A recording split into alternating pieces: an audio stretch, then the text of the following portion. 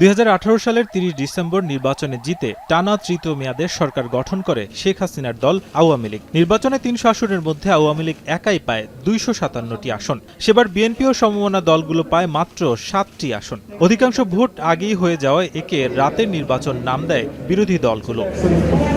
এবার রাতের ভোট নিয়ে অনুসন্ধান শুরু করেছে দুর্নীতি দমন কমিশন। ক্ষমতার অপব্যবহার, অসদাচরণ, জালিয়াতি, দিনের ভোট রাতে করা এবং আর্থিক লেনদেনের মাধ্যমে সংসদ সদস্য নির্বাচনের অভিযোগে অনুসন্ধানের সিদ্ধান্ত নিয়েছে সংস্থাটি।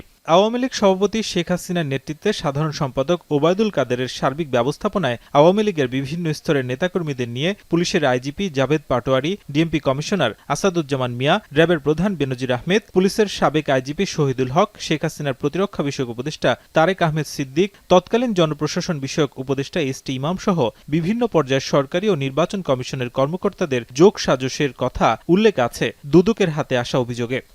2018 সনে একাদশ জাতীয় সংসদ নির্বাচনে ক্ষমতার অপব্যবহার, অপরাধমূলক অসদাচরণ, জালিয়াতি, দিনের ভোট রাতে করা এবং আর্থিক লেনদেনের মাধ্যমে সংসদ সদস্য নির্বাচনের প্রক্রিয়ার সাথে প্রশাসন, নির্বাচন কমিশনের সংশ্লিষ্ট কর্মকর্তা, পুলিশ, র্যাব, অন্যান্য আইনশৃঙ্খলা বাহিনীর সদস্য সহ সংশ্লিষ্ট সকলের বিরুদ্ধে অনুসন্ধানের সিদ্ধান্ত গৃহীত হয়েছে।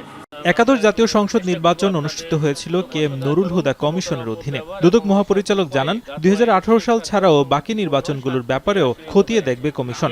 সে অনুযায়ী নেওয়া হবে ব্যবস্থা।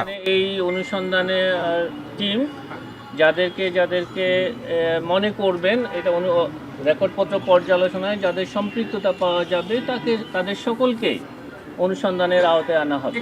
অভিযোগ অনুসন্ধানের জন্য 5 সদস্যের একটি দল গঠন করেছে দুদক। অভিযোগের বিষয়ে বিভিন্ন ভিডিও, দেশি বিদেশি সংবাদ মাধ্যম প্রচারিত সংবাদ এবং নির্বাচনের ফলাফল পরীক্ষা নিরীক্ষা ও প্রয়োজনীয় অন্যান্য কার্যক্রম সম্পন্ন করে অনুসন্ধান টিম প্রতিবেদন দাখিল করবে বলে জানান মহাপরিচালক আক্তার হোসেন।